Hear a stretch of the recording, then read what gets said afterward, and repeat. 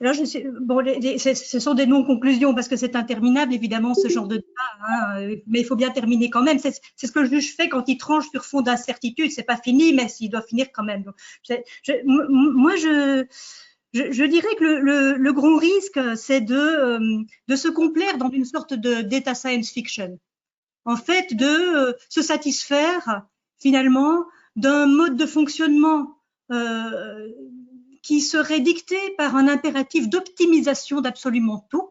Hein, chacun optimise, c'est plus la lutte des classes, c'est la lutte des places en fait. Hein, et chacun finalement est en concurrence avec tous les autres à l'échelle du phéromone numérique, c'est-à-dire du signaux absolument insignifiant, mais qui va être recomposé, compilé, comparé avec les signaux émis par des autres. Et c'est comme ça qu'on est dans une sorte d'économie de la réputation où tout le monde est noté. Hein, c'est l'ubérisation, c'est je vais avoir combien d'étoiles, et toi tu as combien d'étoiles, etc. Et c'est ça en fait beaucoup plus que la standardisation des comportements. Le risque au contraire, c'est finalement d'être gouverné hors les normes, parce qu'il n'y a plus de normes, on n'est jamais assez normal, on n'est jamais assez souriant quand on est chauffeur Uber, etc.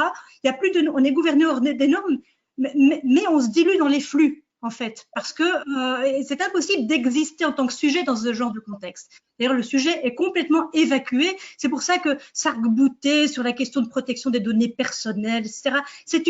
Je pense que c'est très utile de la protection des données personnelles, etc., mais pas pour ici, pas pour ce contexte de données massives, etc. La donnée personnelle n'existe pas. La donnée n'est jamais que relationnelle. Ce qui donne utilité potentielle à une donnée personnelle, ça pose la possibilité d'être mise en corrélation avec d'autres données qui n'ont absolument rien de personnel par rapport au sujet. Donc, ça c'est l'aspect très collectif, moi, me semble absolument important. Par ailleurs, je ne résiste pas à la tentation un peu perverse, je dois dire, de répondre à Laurence de Villers une phrase qui n'est pas de moi et que je n'assume pas personnellement, c'est vraiment la lâcheté absolue. C'est Giuseppe Longo, mathématicien, dans un colloque au Collège de France, dans lequel j'étais dans un panel, c'était organisé par Alain Suppiot à la fin de sa carrière. J'étais avec Giuseppe Longo, et il a dit: un monde dans lequel les petits enfants et les petits chiens ne font plus caca est un monde de merde.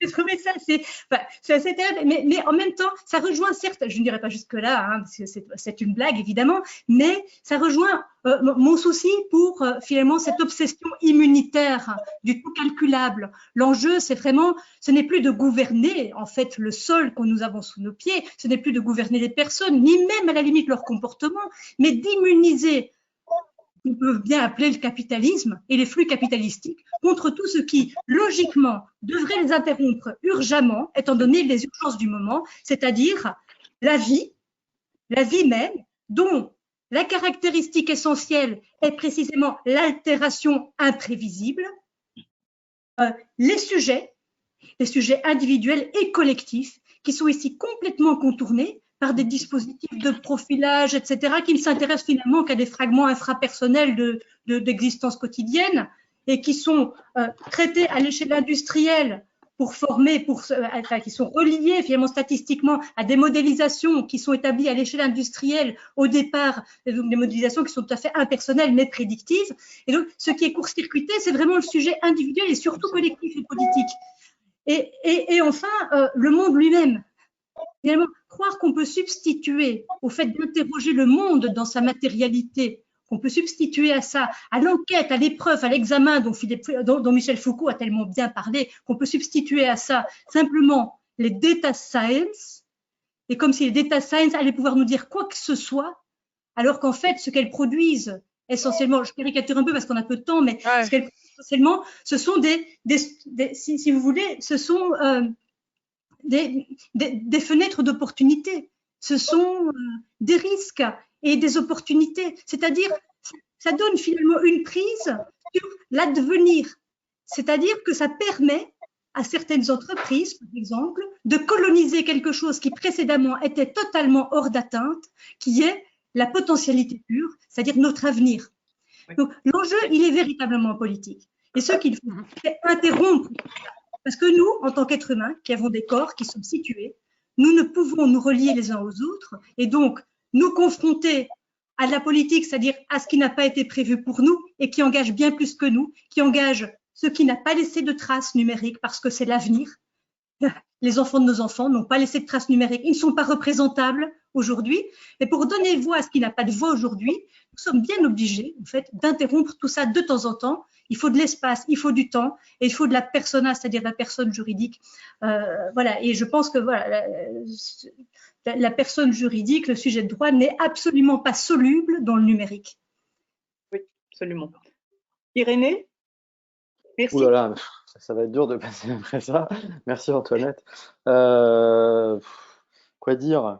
Moi, j'ai quand même l'impression que, enfin, hormis cette dernière intervention, on rate aussi un petit peu l'éléphant dans la pièce, pardon, décidément. La plupart des technologies qui sont déployées, des technologies de surveillance, le sont, alors en France en tout cas, plutôt par des entreprises qui pratiquent un lobbying intense sur nos élus. Je pense qu'on aura beaucoup de mal à interroger la démocratisation des choix techniques, scientifiques, si on n'interroge pas la provenance des capitaux et les idéologies sous-jacentes, les systèmes économiques sous-jacents. Peut-on faire une technologie humaine centrée sur l'humain? Je ne sais pas ce que ça veut dire, mais ça veut sans doute dire quelque chose dans un système capitaliste qui cherche la performance, qui fait de l'innovation pour de l'innovation. Ça, c'est une question. Il y a un exemple que je trouve rigolo, puisqu'on l'a décrit dans notre bouquin qui va sortir. On parle à un moment donné de l'automatisation des caisses, par exemple, dans les hypermarchés. Donc ça, vous allez me dire, c'est pas un algorithme, mais bon, une machine, finalement, c'est comme un petit peu un algorithme. On met des caisses automatiques dans les hypermarchés pour faciliter le travail des caissières. Ça, c'est ce qu'on dit. Bon, en fait, c'est tout l'inverse. Ça détruit complètement le collectif de travail et le travail du caissier ou de la caissière, tout en réduisant éventuellement une partie des emplois. Donc ça transforme, ça réduit, ça nuit à l'emploi et ça automatise, ça va conforter un système d'hypermarché qui, et on le sait bien, n'est pas souhaitable, hypermarchés en périphérie des villes qui eux-mêmes vont conditionner tout un étalement urbain qui est derrière. Regardez où est-ce qu'il n'y a pas de caisse automatique, souvent ce sont dans les coopératives. Donc voilà, juste pour avoir ce rapport à la technologie, ce rapport dans l'entreprise, enfin en tout cas dans l'entité productive, pas toujours une entreprise, ça peut être autre chose. Comment, Laurence de Villers par exemple, puisque vous le suggérez, on peut aller au contact des gens pour faire les bonnes machines avec eux, ça pose la question des objectifs qu'on poursuit, des objectifs socio-économiques qu'on poursuit dans la vie. Et dans la vie, il y a la sphère productive qui est aujourd'hui à part de la vie, sauf qu'elle n'y est pas, avait dit Polanyi, elle est encastrée dans la société, donc cette question-là, elle est quand même sous-jacente.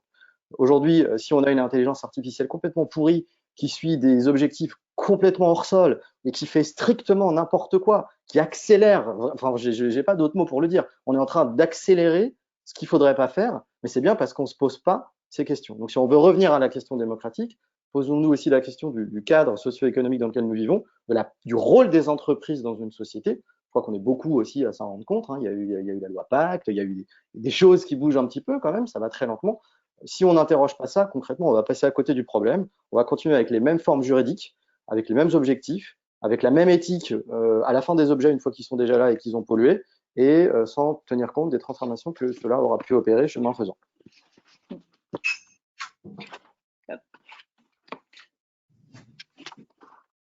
Je pense que je peux faire la transition entre vous parce que je suis assez d'accord en tout cas sur vos deux interventions. Et déjà, ne fût-ce que sur la question de l'individu. Parce que pour moi, effectivement, en posant la question de la liberté fondamentale, c'est d'abord celle de l'engagement, et de l'engagement de l'individu, de la personne dans le monde dans lequel il est. Et cela avec tous les possibles, alors non pas au sens de l'avenir, mais au sens de l'inédit, au sens de ce qu'on en est sans cesse capable de découvrir en faisant l'épreuve, ce qui nous rend littéralement créatifs là où la machine ne peut au mieux qu'être innovante. C'est-à-dire avoir finalement une facilitation, une amélioration d'un processus qui est déjà connu. Je pense que seul l'humain est créatif parce qu'il est le seul à être affectable par quelque chose d'imprévu et qu'il peut reprendre et générer autrement. D'une certaine manière, moi, ce qui m'ennuie aussi dans et du coup dans cette espèce de machinisation du monde, c'est finalement qu'on n'a plus, qu'on est de plus en plus privé d'une créativité aussi bien individuelle que collective. Et c'est en cela que, quelque part, le fait de perdre en liberté fondamentale, mais cette fois au sens de ce qui nous fonde et de ce qui nous permet de nous fonder ensemble collectivement, mais finalement crée toujours plus de distance entre nous et toujours moins d'inscription dans le monde dans lequel nous vivons, au sens strict, d'en faire l'épreuve. Je vais m'arrêter là parce qu'il y a encore deux personnes qui ont à intervenir et clôturer. Mais je vous remercie de toute manière, puisque ce sera mon dernier mot, de ce débat. Laurence, Caroline? Bien. Si vous voulez, moi, je peux... Oui, allez, vas-y, Laurence, avec plaisir. Je clôture. Oui, alors, moi, je vais intervenir sur 2 niveaux. Je pense qu'on a à apprendre sur nous-mêmes avec ces machines aussi, hein. Je vais essayer d'être positive parce qu'il y a eu tellement d'aspects un peu à risque avant moi que je vais me permettre de pousser vers les bénéfices, hein, ou au moins l'ouverture d'esprit à la créativité. Voilà, moi je me rappelle avoir travaillé un peu avec EDF sur des projets innovants, par exemple, dans un jury, et quelqu'un arrivait avec un système de réalité virtuelle pour essayer d'apprendre les gestes de secours et demander aux gens qui étaient là, majoritairement masculins, hein, il n'y avait pas de femmes, il y avait moi et puis une autre, mais très isolée, et donc demander à tous ces grands esprits, finalement, avez-vous fait déjà ce genre de séance d'apprentissage des êtres qui sauvent? Et donc ils ont répondu oui. Moi je l'avais jamais fait, mais j'avais vu des gens qui l'avaient fait, qui montraient ces gestes-là. Et donc ensuite la deuxième question de cette personne, c'était: vous voyez quelqu'un qui s'écroule devant vous dans la rue, allez-vous l'aider? Et là, personne n'a levé la main. Moi, je l'ai levé parce que je me suis dit: bon, ben, faut faire quelque chose. Voyons avec ce que je connais. Et en fait, il montrait de la réalité virtuelle qui permettait en 2-3 heures d'avoir l'acquisition des gestes et de comprendre, en expérimentant dans un champ qui était virtuel et réel, quelque chose qui permettait de mieux marquer l'apprentissage et la compréhension des gestes qu'il fallait faire. Donc il y avait un faux mannequin, il y a une projection sur lui, quelqu'un qui accompagnait. C'était très important aussi. Donc dans le monde réel, qui était une voix qui accompagnait dans la démarche d'apprentissage avec un casque virtuel. Et pour avoir expérimenté la virtualité pour d'autres choses, pour se rendre compte dans l'écologie de faire brûler une forêt, qu'est-ce que c'est, ou comment on pousse une graine, enfin des choses comme ça, on a à apprendre avec ces outils étranges, hein, à mieux comprendre certaines choses. Donc si on pouvait les utiliser comme ça, on aurait intérêt à comprendre la créativité des machines. La deuxième chose, c'est le collectif qui m'intéresse aussi. Et donc récemment, là, j'ai participé à des débats, je vous montre ce que c'était. C'était l'urgence des alliances. Et ça, c'est pour moi le vrai sujet. Et j'ai parlé de quoi? On parlait de culture et de santé, de culture et d'économie, de culture et d'éducation, et je suis intervenue, moi, dans un débat sur la culture et la science. Comment on fait pour faire passer ces outils de technosciences auprès de tout le monde? Comment on fait pour faire que la littérature, le théâtre parlent plus de ces sujets? Pour l'instant, on voit l'aspect juridique, on parle d'éthique, mais arrêtons, parlons de la vie de tous les jours et regardons comment on peut améliorer la vie de tous les jours des gens sans contraindre forcément leur liberté, parce que je comprends cette façon de le voir, c'est facile, c'est le premier truc qu'on voit, hein. Évidemment, si vous êtes en captation partout, vont vous donner. Bon, imaginons qu'on arrive quand même à gérer la cybersécurité, à laisser vos données sur l'objet, enfin, tout un tas de choses qu'il faut verrouiller. Imaginons que l'objet soit aussi a priori éthique by design, c'est pour ça que c'est pas forcément a posteriori. Ce que l'on pense vraiment maintenant, c'est qu'il faut co-construire les objets avec l'usage qu'on veut, les gens qui maîtrisent bien l'usage qu'on veut faire, ou qui le maîtrisent pas tout le temps, mais en tout cas qui est cette boucle de co-construction de l'objet avec des différentes personnes en pluridisciplinarité, alors que ce soit des industriels, mais aussi avec des économistes, mais aussi avec peut-être des psychiatres, ou aussi les questions de l'humain dans la boucle qui pourrait en avoir des effets secondaires. Enfin, il est important de concevoir comme ça. C'est ça qu'il faut pousser pour moi. Et puis, il faut apprendre à penser loin, c'est-à-dire à écouter, à douter, à chercher, à risquer. Et la façon dont les scientifiques abordent une problématique, c'est de prendre des hypothèses, de faire un cadre, de proposer des protocoles, d'essayer d'évaluer ce qu'ils ont fait et de pouvoir remettre en question les choses. C'est à mon avis une façon assez saine d'appréhender le futur avec ces machines. Et c'est dans cet échange transversal entre sciences humaines et sciences dures ou sciences techno et technosciences que j'espère on va pouvoir construire pour amener le politique à être plus conscient des enjeux. Merci beaucoup. Caroline, pour finir? Pas facile de conclure quand on a 3 brillants intervenants juste avant, mais je pense que le résumé aujourd'hui de ce qu'on a entendu, c'est ce besoin qu'on a d'urgence de réconcilier l'homme avec la machine, de réconcilier l'homme, l'individu avec l'intelligence artificielle, avec cette notion de la plus-value que peut apporter à un moment donné l'algorithme dans notre vie de tous les jours. Et donc cette première étape de réconciliation va, et on l'a entendu plusieurs fois, passer par une éducation, une sensibilisation, une formation citoyenne à ce qui est et restera effectivement un outil au profit de la citoyenneté, au profit des politiques, au profit de l'entreprise, au profit du bien-être, dont il faut absolument éviter la dérive. Et donc, quelque part, dans le cadre de cette réconciliation, il faudra aussi et toujours se souvenir, et on l'a entendu plusieurs fois, que c'est l'homme qui crée la loi, c'est l'homme qui crée le cadre, c'est la politique qui, à un moment donné, est capable de dire, ben voilà où on en est aujourd'hui dans les choix que font nos citoyens aujourd'hui, et vous, concepteurs de cette technologie, vous, concepteurs et programmeurs humains de ces algorithmes, n'oubliez pas que ce cadre existe. Il ne faudrait pas inverser la dynamique pour, à un moment donné, arriver à ce que la loi s'adapte à la vitesse ou à l'intelligence artificielle et ses prouesses à venir, mais qu'au contraire, l'intelligence artificielle s'adapte aux objectifs qui sont des objectifs qui doivent être fixés par la loi et donc par la création citoyenne, la création politique, on l'a répété plusieurs fois. Il s'agit avant tout d'un problème citoyen, d'un problème politique. Donc, rappelons que la loi, elle est là pour être votée dans la citoyenneté, pour donner finalement un dynamisme, pour aussi freiner lorsque les choses vont trop vite ou pour éventuellement accélérer, on l'a vu avec le Covid, lorsque c'est nécessaire et lorsqu'on a besoin finalement d'un outil plus performant.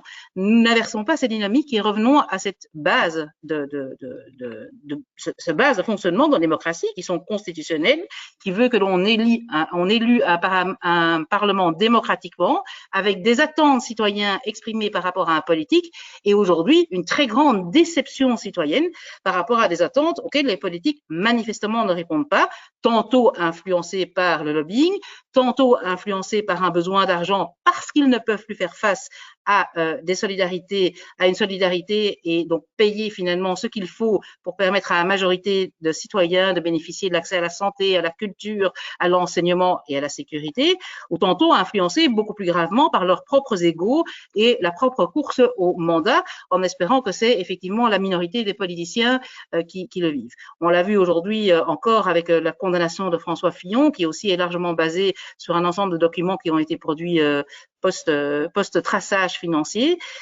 Ça, c'est vraiment l'exemple où l'on peut dire à un moment donné, on a un outil qui permet d'améliorer la justice, mais on a un outil qui ne peut certainement pas remplacer un juge. On a un outil qui peut permettre d'arriver à de l'evidence-based en médecine, mais on peut certainement pas, à un moment donné, dire aux médecins, merci, c'est bien gentil, mais aujourd'hui, on a une majorité, ou en tout cas une majorité, une proportion suffisante que pour dire le taux d'erreur de la machine est équivalent au médecin, donc on va se passer du médecin oubliant l'individu. Donc moi, ce que j'en retiens aujourd'hui, inversion des dynamiques qui est bien présente parce que l'outil est poussé pour multiples raisons dans la société, et donc un besoin de se retourner vers le citoyen en disant, citoyen, n'oubliez pas que à la base, quand vous allez élire quelqu'un, quand vous allez discuter avec une association, quand vous êtes à l'école, quand vous parlez effectivement avec des spécialistes, c'est vous qui, quelque part, fixez le cadre dans lequel vous avez envie d'évoluer. Un débat citoyen, c'est aussi ça. Et ce cadre, eh bien, on le met en place et l'outil doit être au service de ce cadre, doit être au service de l'humain. Et si on revient effectivement avec la phrase marketing de l'humain au centre, phrase dont j'ai absolument horreur parce que heureusement que l'humain est au centre, il faudrait même pas le dire, ça doit être une évidence. Eh bien, si on veut mettre l'humain au centre, laissons-lui fixer quelque part le cadre dans lequel les machines doivent évoluer, quitte à ce que et on le voit, le monde de l'entreprise, Davos cette année-ci, en 2020, a vraiment cédé, je dirais, à ça, en parlant d'actionnariat de parties prenantes pour la première fois, plutôt que de parler d'actionnariat comme on le connaît des investisseurs à la base. Et donc, on voit bien qu'il y a un changement de mentalité qui se dessine en disant, oh là là, les parties prenantes, On commence par le citoyen. Ça, c'est un citoyen au centre. Et je clôturerai là-dessus. Merci Jean-Marc. Merci beaucoup. C'était passionnant et j'ai beaucoup apprécié toutes ces conclusions. Moi, je voulais juste faire un petit remarque en tant que médecin clinicien où la crise, moi j'ai vu surtout de l'IH et de l'IC, donc c'est-à-dire de l'intelligence humaine et de l'intelligence collective, qui ont bien fonctionné par rapport à l'apport de l'IA. Et pourtant, je suis quelqu'un qui souhaite intégrer l'IA non pas comme une finalité, mais comme un moyen intéressant. Et donc, pour moi, c'est l'équation gagnante pour en tous les cas dans le domaine dans lequel je travaille, c'est-à-dire la médecine, où l'humain est évidemment au centre. Merci en tous les cas. Ça fait impossible. Merci pour Merci beaucoup. cette rencontre. Merci à tous. Merci beaucoup. Merci à tous. Merci.